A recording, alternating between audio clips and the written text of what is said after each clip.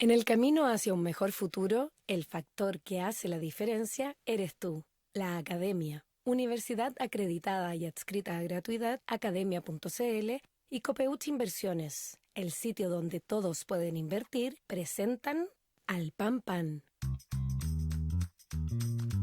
En el Mostrador Podcast, debate y conversación para comenzar tu mañana. Al Pan Pan, con Mirna Schindler. Entrevistas con los actores de hoy. El Mostrador, el poder de la independencia.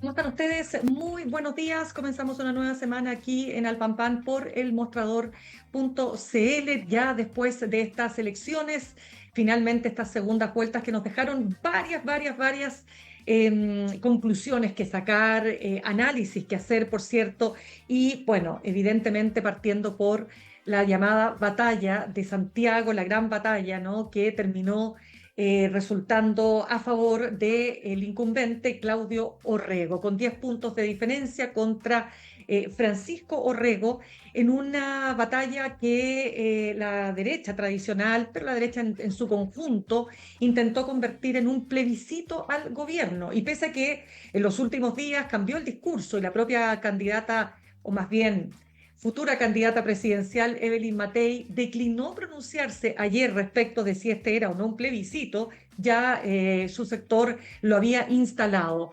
Queremos hablar sobre los alcances que esto tiene tanto para la derecha como para la centroizquierda. Vamos a estar en el siguiente bloque conversando con el analista político, subdirector académico de Faro de la Universidad del Desarrollo, Miguel Ángel Fernández, pero ahora nos vamos a detener en el efecto que esto tiene fundamentalmente para la centroizquierda y tomando en cuenta que el oficialismo en la práctica se queda con 10 de las 16 gobernaciones en el peor momento de la crisis política del gobierno del presidente Gabriel Boric, producto del caso Monsalve. Tomamos contacto desde Londres con la cientista política Javiera Arce Rifo. Javiera, un gusto de tenerte con nosotros esta mañana. Hola, muy buenos días. Muchas gracias por la invitación.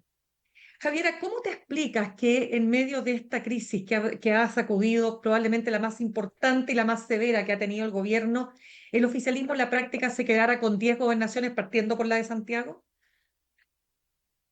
A ver, yo no sería tan optimista, ojo, yo vi por ahí unos tweets súper como porristas y muy como, claro, yo diría que está abierta la presidencial, pero teníamos 15 gobernaciones regionales y ahora tenemos 10. O sea, algo pasó.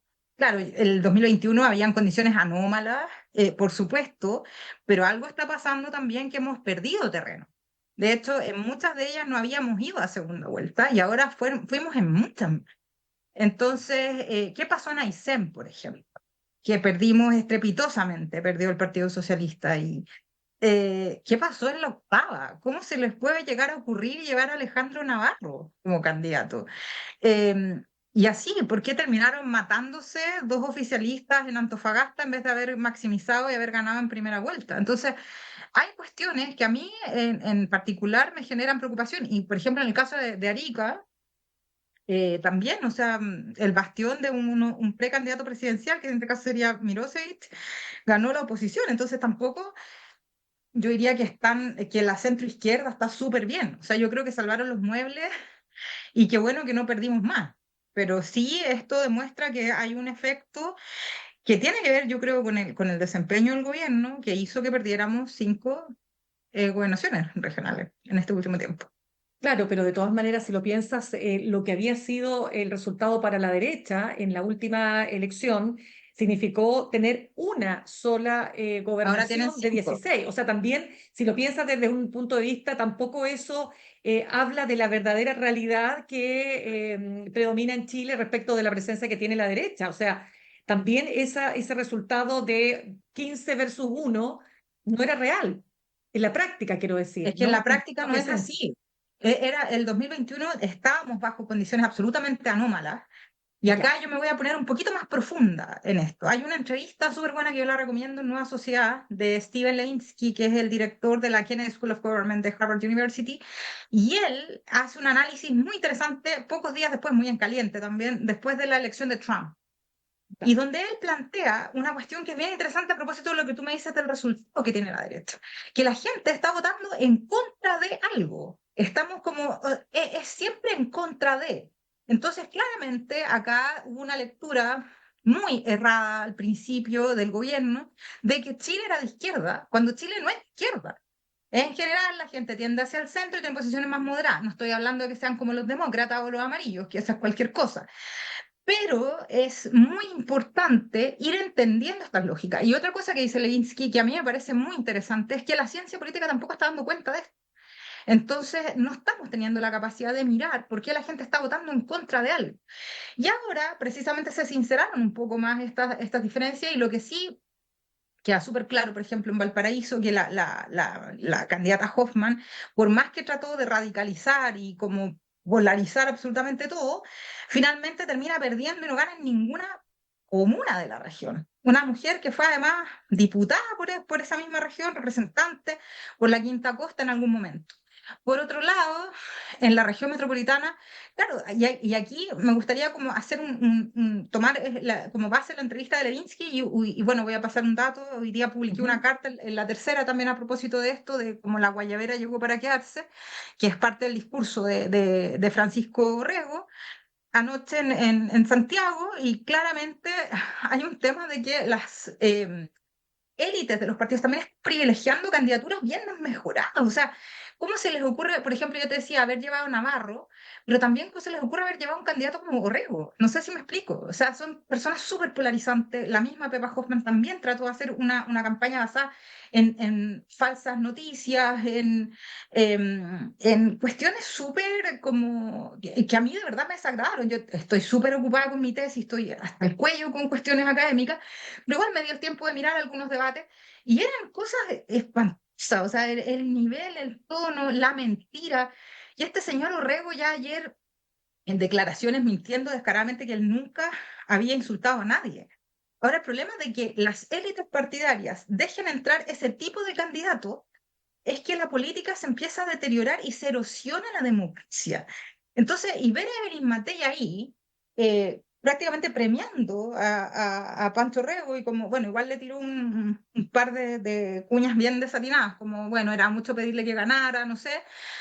Independientemente de eso, con la complicidad de las élites partidarias, esta cuestión puede terminar muy mal. Y yo no Claro. diría y no descartaría que la derecha se posicione con liderazgos tipo Trump y que terminen erosionando aún más la democracia en Chile. Claro, lo que pasa es que, a ver, hay varios puntos ahí que tú señalas. Déjame partir por lo primero que tú decías, ¿no? Ahí vamos a ir a la derecha. Tú dices que cuidado con sacar triunfos alegres respecto del gobierno y del triunfo oficialista. Estoy de acuerdo, pero déjame decirte que la crisis que ha generado el caso Monsalve es de tal envergadura, que por supuesto que las capas son varias. Uno, estas son elecciones locales, pero cuidado, o sea, Claudio Rego, más allá de todo lo que se quiera, es un candidato oficialista. O sea, él podrá decir soy independiente, fuera de pacto, bla, bla, bla. Sí, pero él no va a desconocer su origen, no va a desconocer dónde está su corazón político, ¿me entiendes o No, que no? su origen tampoco es de la coalición de gobierno. O sea, a lo que voy, son elecciones muy como, Exacto, de verdad las características de los candidatos eran muy locales. por Entonces, el origen supuesto. de Claudio Rego también, o sea, nosotros hace 3 años casi nos mata el Frente Amplio en esta elección. O sea, el nivel de odio que nos tocó recibir esa vez, o sea, nos dijeron fachos, pinochetistas, a mí me trataron de lo peor, me sacaron del feminismo por no apoyar a Karina Oliva. ¿Cachai? Entonces, como que en verdad es tan dinámico también esto que yo tampoco sentía que Claudio fuera oficialista. Entonces, ojo también con hacer esa lectura. Y claramente hay un desgaste, pero esto también los candidatos tomaron su debida distancia de lo que era el gobierno. Ojo con eso. Y el no haber ido a celebrar a la Moneda anoche dice mucho de la posición del Claudio también en esto. Entonces, ojo ahí con eso. O sea, como que en verdad hay N mensajes. Claro, yo creo que una cosa es como tratar de aislar lo que está ocurriendo con el caso Monsalve y otras diferentes cómo los mismos partidos lograron moverse sin que esto se afectara. Y por otro lado, la mayoría de las candidaturas eran prácticamente todas del socialismo democrático, ¿no? Y la Ya, DC, no eran candidaturas del Frente Amplio tampoco. ya, ¿y eso qué te muestra a ti, Javier Arce, cuando decimos entonces que ganó la moderación, como dice Claudio Rego? ¿Ganó, digamos, el no a la polarización política? O sea, es que a mí me parece que Orrego Claudio, no Pancho Malo, tiene las características, eh, o sea, yo no sé cómo lo hace, pero siempre gana. Y es súper, a mí me impacta. O sea, yo no conozco como gente que tenga esa capacidad de ganar y además como hacerla en una elección que la tiene bien cuesta arriba. Esta no la tenía tan cuesta arriba como la del 2021. Pero sí, yo creo que en este caso ganó el trabajo, ganó la trayectoria y ganó la moderación. Pero no podemos decir que esto es un triunfo. O sea, Francisco Rego sacó 2 millones de votos y está siendo respaldado por las cúpulas de Renovación Nacional. Esto es una bomba de tiempo. Si nosotros no ponemos atención a lo que están haciendo las élites partidarias de la derecha, puede terminar afectando la democracia profundamente. Y ojo, no pensamos, a pesar de como todo esto que se dice de como los Estados Unidos imperialistas, no sé qué, como discurso, lo que ocurre en Estados Unidos marcará directamente la agenda política en la región. Recordemos que el año 2016 gana Trump y después gana inmediatamente Jair Bolsonaro. Inmediatamente. Y ocupando las mismas, prácticamente las mismas estrategias de desinformación, de odio, etcétera. Y ahora tenemos a Milei acá. O sea, hay posibilidades de, además que esta gente funciona toda conectada porque tienen una red global de ultraderecha. Bien, entonces, ojo ahí con eso. O sea, yo creo que momentáneamente logramos contener, gracias a las actitudes del alcalde Bodanovich, a las actitudes del alcalde Castro, a la candidatura de Claudio Rego, pero logramos contener. Pero esto yo no cantaría victoria de que esto es precisamente algo bueno. Vamos a tener a Francisco Rego corriendo por el distrito 10 o algún distrito en la región metropolitana en la próxima elección. Y esta persona va a terminar en el Congreso siguiendo haciendo pedazos todavía más el debate en el Poder Legislativo y peor de lo que está. Ya, pero mira, varios Entonces, temas ahí. Exacto. Déjame detenernos ahí con Francisco Rego porque efectivamente uno no puede desconocer su 45%, un poco ahí tengo la cifra exacta, pero en el 45. fondo, claro, los 10 puntos que lo separan son 45%. Ahora uno podría decir la derecha en general tiene un techo o más o menos una derecha que podría abarcar ese 45% perfectamente, ¿no? Sabemos, Javiera, que hay una parte importante de esa derecha votó un poco a regañadientes, ¿no? Por este candidato, que no era necesariamente el candidato ideal para ellos. ¿Por qué? Porque es súper disruptivo, por su tono, por su forma, por su manera, y todo lo que pasó después, ¿no? El coacheo, el tratar de vestirlo de terno y corbata, el tratar de convertirlo en un personaje que no es realmente él, porque el personaje de Francisco Rego es el que todos conocemos en Sin Filtro. Es cierto que las personas se tienen que moderar aparentemente, ¿no? Cuando llegan a los cargos, pero ahí había una gran pregunta pendiente. ¿Iba a ser capaz de tener buenas relaciones con todo el mundo? ¿Se había tratado como a las patadas, digamos, a sus oponentes? Entonces la pregunta es hasta dónde la derecha tradicional va a darle, digamos, vida a este tipo de liderazgo. ¿Cómo lo ves ahí? por eso ahora estaba escuchando un programa y alguien decía como que había llegado Carlos Larraín a la celebración, o sea, como Sí. a esta cosa, y ya que lo querían imponer de candidato presidencial. Mira, acá hay una cosa bien maniquea que ocurrió con el discurso y la candidatura de Orrego que a mí o sea, yo ahora recién la estoy como procesando y la voy a hablar porque no me había atrevido a decir nada.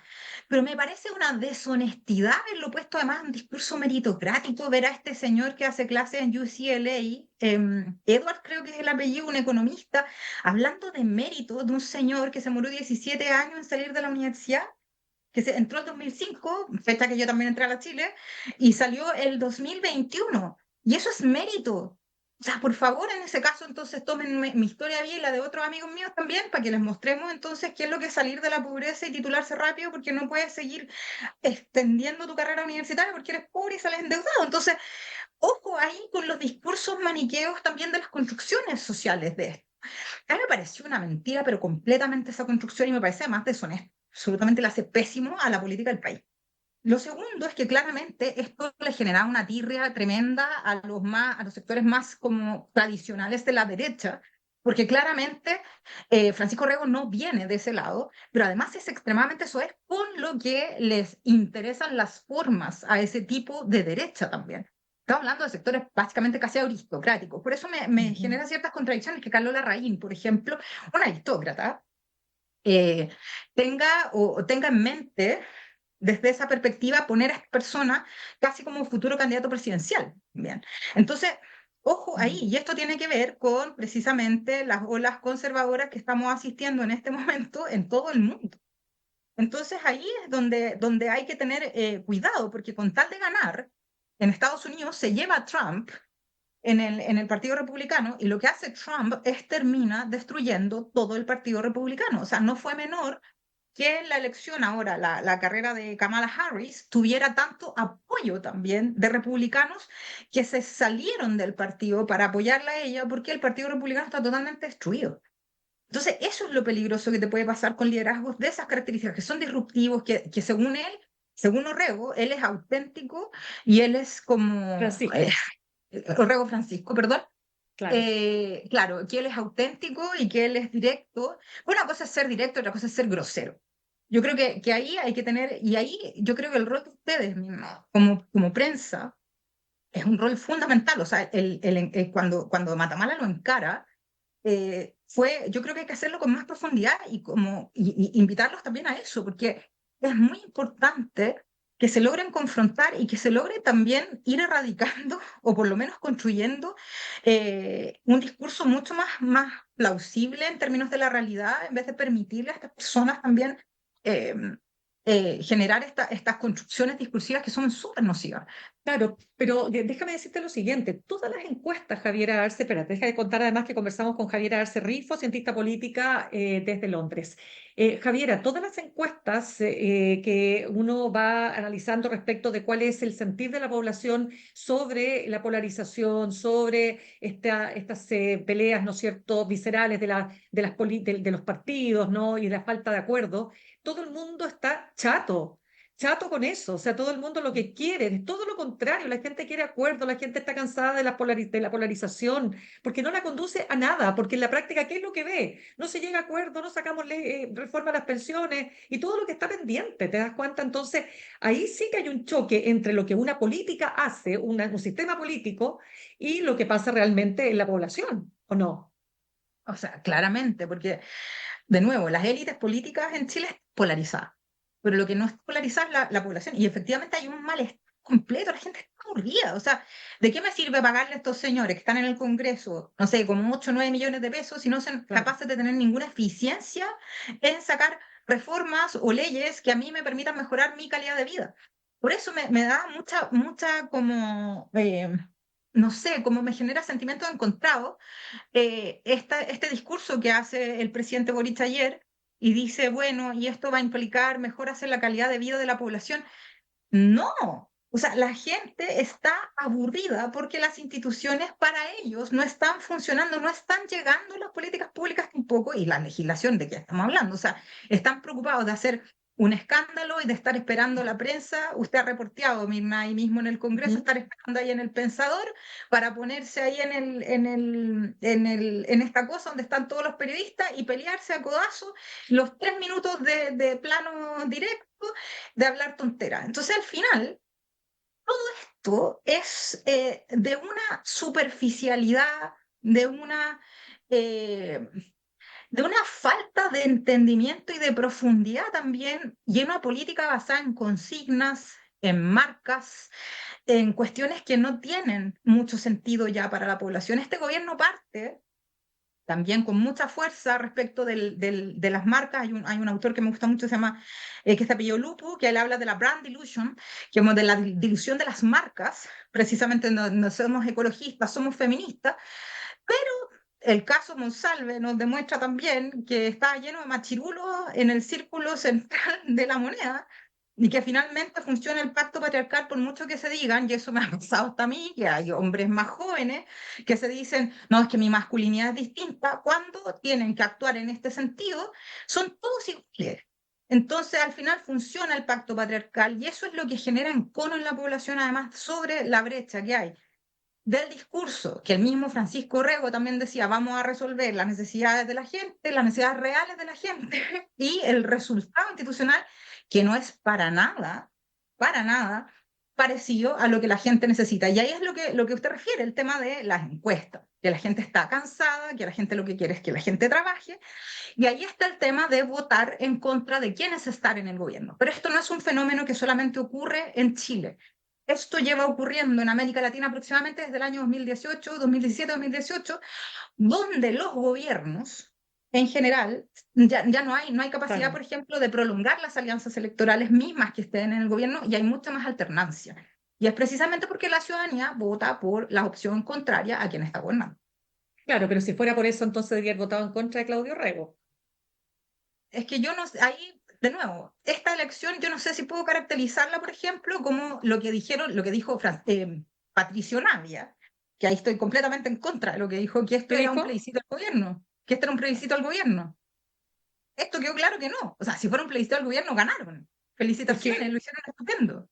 pero por eso te estoy diciendo que la derecha se cayó en su propia trampa, pues, porque cuando plantea, por eso que los últimos días y ayer mismo, cuando entrevistan en un punto de prensa a Evelyn Matei, le preguntan, oiga, este es un plebiscito, ella contesta todo menos decir que esto es un plebiscito, porque evidentemente uno tiende a pensar que ya tenían las encuestas que mostraban que su candidato no se iba a imponer sobre Francisco, o sea, sobre Claudio Rego. Claro. Te quiero preguntar algo a propósito de lo que señalaste, Javiera. Uno ve ayer al presidente Gabriel Boric hace un punto de prensa solo en La Moneda y ¿sabes qué? Se lo vio súper alicaído. Pero lo que más llamó la atención, y te lo digo desde no solo lo que yo pienso, sino lo que más o menos uno va recogiendo, es eso. Primero, solo. No había ningún ministro al lado de él, flanqueándolo, uno.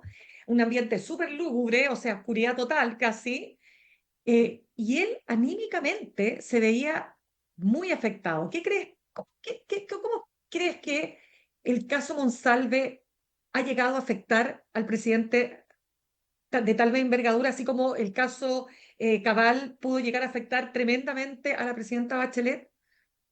Y fíjate, ayer leí una entrevista que le hicieron a Ascanio Cavallo, que me parece, yo hay cosas que no estoy de acuerdo con él, pero me parece un analista bien interesante, un periodista además que Mm. tiene mucha trayectoria. Yo además leí un par de libros de él, y sobre todo el de la concertación, que me pareció muy interesante, o sea, la década socialista, que escribió con Rocío Monte, y me parece que tiene cosas acertadas. Y él plantea que en efecto sí, que en efecto el caso Monsalve es como el caso Cabal de la presidenta Bachelet. Y ahí, y claro, y en efecto se le ve muy solo, pero además eh, es un golpe muy fuerte, yo creo, para él, y es entrar en las contradicciones. Pero ahí Caballo dice algo que a mí me hace mucho sentido, que tiene que ver con la soledad del poder, con la soledad del poder de lo que implica ser presidente de la República. Y es como, tú no puedes llegar, y él ejemplificaba el hecho como que de la presidenta Bachelet, que se llevó a sus amigas, por ejemplo, al primer gobierno, y como que le hacían barra y todo eso. Pero por otro lado, el presidente también se llevó a sus amigos y todos le dicen que es seco. Pero en decirle eso, se perdió un espacio, una oportunidad, primero de no convocar a las ministras mujeres para esto. Y aquí yo quiero ser súper franca, o sea, acá debió haberse convocado en primer momento a la ministra Toá, que sí era de la idea de sacar inmediatamente a Monsalve, y también a la ministra eh, de la mujer, a Orellana y a Vallejo. O sea, había que meterlas en él urgentemente para poder afrontar entre todos juntos una estrategia de salida comunicacional, porque era un caso gravísimo. Y además esto se jugaba una de las marcas fundamentales del gobierno. Y eso se resiente, porque finalmente él decide optar por decirle a su jefe de gabinete y al jefe de asesores del segundo piso, y esto queda herméticamente entre un circuito de hombres que no le dicen, oye, sabes que te están metiendo en un problema. Y después, para meterle más la pata, que esto también, así como hay gente que es como enseguecida y fan del presidente, y que lamentablemente no los deja ver un poco más allá de los árboles. El tema de esa conferencia de prensa de 50 minutos, 53 minutos, que fue un desastre, y que termina además cargándole más delitos a Mimo Monsalve, y deja al gobierno totalmente debilitado con eso. Entonces, ahí yo creo que el costo que está pagando ahora es precisamente el haber tomado acciones precipitadas, pero también el hecho de no saber manejar una crisis. Y eso también implica mucho y explica mucho por qué muchos de los candidatos, entre ellos Claudio Rego, que toma distancia del gobierno también y le dice no. Acá yo no soy 100% oficialista, mi domicilio es la centroizquierda, pero ojo, yo no soy como del ethos de quienes están habitando la moneda. Yo vengo de otro lado. Entonces, eso va a marcar, yo creo, tratar del camino de la supervivencia de parte de este gobierno, y es lamentable. Yo lo encuentro súper lamentable, porque realmente es la soledad del poder, pero también como parte de un gobierno con mucha, como te decía al principio, como con esto de pensar que el país era de izquierda y que iba a estar a favor de las reformas y que al final no ocurrió, con minoría en el Congreso donde no vieron venir que podía existir un plebiscito que rechazara este cambio radical en la Convención Constitucional, donde no primó precisamente la moderación, sino por el contrario, el ponimoral la extrapolación de las posiciones. Entonces ahí es donde empiezan a chocar con la realidad, sin conocer precisamente cómo funciona el Estado y cómo funciona el poder también, que es cada vez peor. Gobernar cada vez es una tarea más compleja. eh, ¿Y por qué? Porque los problemas son más complejos aún. Entonces yo creo que este negocio de la política, salvo que lo hagas de manera superficial, como lo están haciendo la mayoría de las personas, si es que no te tomas esto muy en serio, eh, el negocio de hacer política está cada vez más complejo, cada vez más difícil y gobernar se vuelve cada vez más extremadamente dificultoso para cualquier tipo de coalición, para cualquier tipo de partido político, porque los problemas son mucho más difíciles, hay que mirarlos de distintas aristas, hay problemas nuevos. El tema de la delincuencia no es llegar y decir mano dura, pena de muerte, armemos a la gente, no es así. Esto tiene que ver con otros factores y estamos viendo debates extremadamente superficiales para problemas muy difíciles. Sí, absolutamente de acuerdo contigo, es una realidad compleja. Quiero solo terminar preguntándote lo siguiente, porque acá hay una lectura que hacer, por supuesto, de parte de Chile Vamos y por supuesto de parte de la propia candidata de Matei, porque uno se pregunta, ¿tenía otra alternativa distinta a jugarse todo su capital político por Francisco Orrego? Uno la veía. Porque yo te lo digo, porque ella es muy transparente y uno lograba mirar detrás de esa sonrisa algo forzado, algo que no calzaba, o sea, esta idea de sí, el candidato, pero yo creo que en la práctica, si tú me preguntas, y esto yo te lo digo de guata, no de cabeza, yo creo que efectivamente vieron que podía llegar a ser competitiva. Lo que sí estoy de acuerdo contigo, es un resultado que hay que mirar, es un 45% y Son que 2 millones de votos. 2 millones de votos.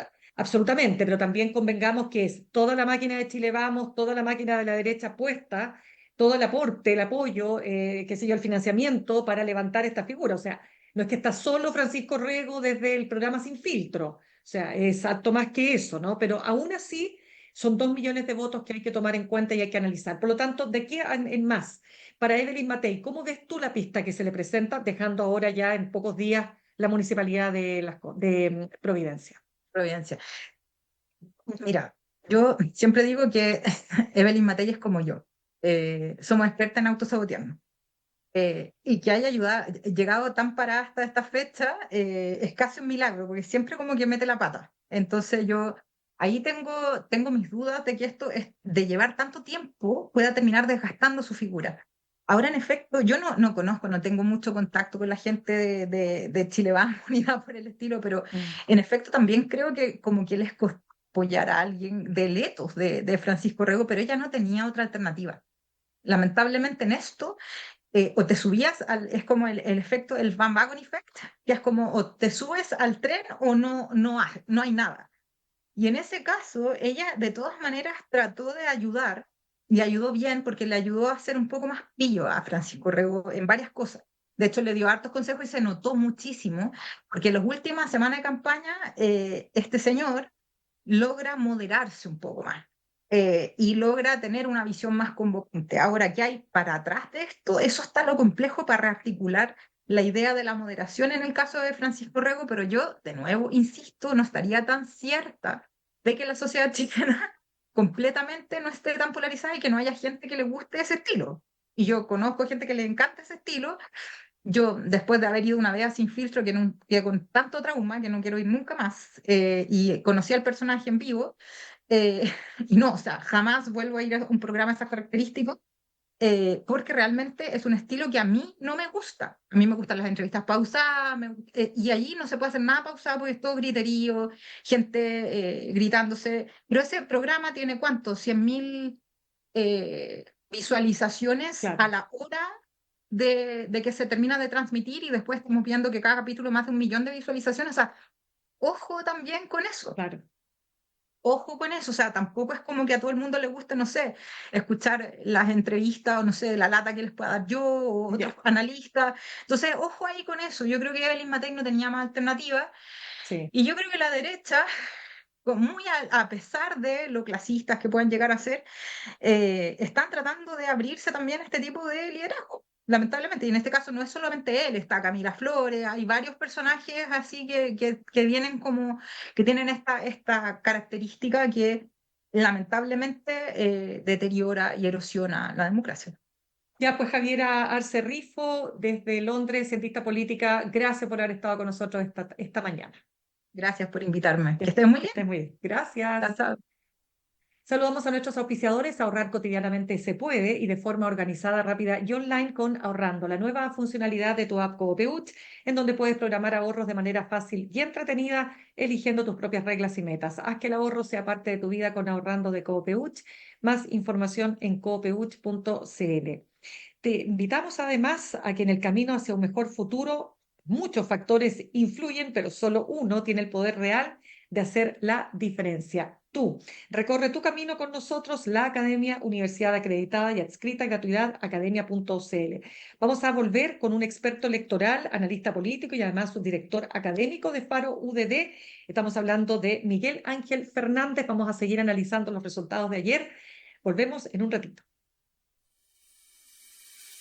En instantes, una nueva entrevista en Al Pan Pan con Mirna Schindler por El Mostrador Podcast, el poder de la transparencia.